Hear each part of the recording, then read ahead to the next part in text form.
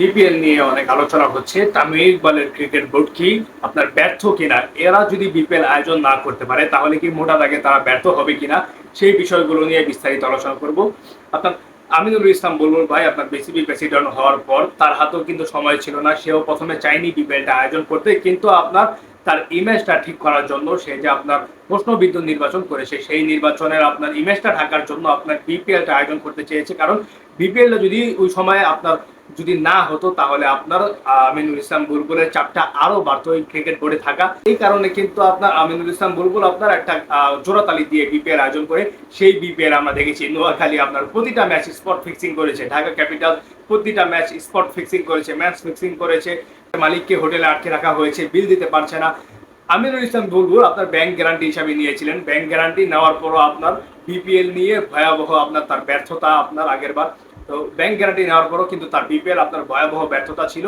তারপর বিপিএল এ ফিক্সিং ছিল, ফিক্সিং এর রিপোর্টও সে কিছু দিতে পারেনি। তো যাই হোক আমরা সেগুলো দূরে রাখছি। এখন তামিম ইকবাল কি আপনার ব্যর্থ কিনা যদি সেই বিপিএলটা আয়োজন না করতে পারেন? দেখেন, ১ বছর বিপিএল আয়োজন না করলে আহামরি কিছু হয়ে যাবে না। বিপিএল এর জায়গায় আপনার অন্য একটা সে লিগ আয়োজন করবে, অন্য একটা চমক দেখাবে। তামিম ইকবাল তার বক্তব্যতে বলেছে আপনার সে যে কথাগুলো বলেছে সে ডিরেক্টলি বলে নাই যে সে বিপিএলটা আয়োজন করবে না, কিন্তু তার কথা শুনে বোঝা যায় যে আপনার সেই বিপিএলটা আপনার এবার করতে আগ্রহী না। তো একটা বছর যদি আমরা বিপিএলটা আয়োজন না করি, পরের বছরের জন্য যদি আমরা চমক নিয়ে আসি, বিপিএলটার মান উন্নয়ন করে ফেলি, ভালো ফ্র্যাঞ্চাইজির কাছে আমরা টিম দিতে পারি, সেটা আমার মনে হয় বাংলাদেশের জন্য খুব ভালো হবে। এই বছর যদি বিপিএল না হয় তাহলে ইকবালের সিদ্ধান্ত অনুযায়ী আপনার সামনে আরো একটা মাঠ তৈরি হতে পারে, সেখানে আপনার বিপিএলটা আরো জাঁকজমকপূর্ণ আয়োজন হতে পারে। তামিম ইকবালের এই সিদ্ধান্তটা কোনোভাবেই খারাপ না। অনেকে হয়তো সমালোচনা করছেন যে তামিম ইকবাল এই বোর্ড আপনার ভয়াবহভাবে ব্যর্থ আপনার বিপিএলটা আয়োজন করতে। আসলে তারা ব্যর্থ না, তারা আপনার ভালো ফ্র্যাঞ্চাইজি পায় না। আর আপনার সময় বেশি নাই, ২-৩ মাস সময় আছে।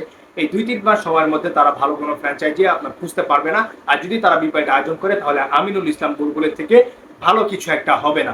তো এটা হচ্ছে টোটাল আলোচনা। তামিম ইকবাল ব্যর্থ কি ব্যর্থ না এটা আপনাদের হাতেই ছেড়ে দিলাম। আপনারাই বলেন আপনারা কি মনে করছেন? আপনার এই বিসিবির সিদ্ধান্তগুলো আপনাদের কি ভালো লেগেছে কিনা? আপনারা চাইলে আপনাদের মন্তব্য মতামত কমেন্ট বক্সে জানিয়ে দিতে পারেন।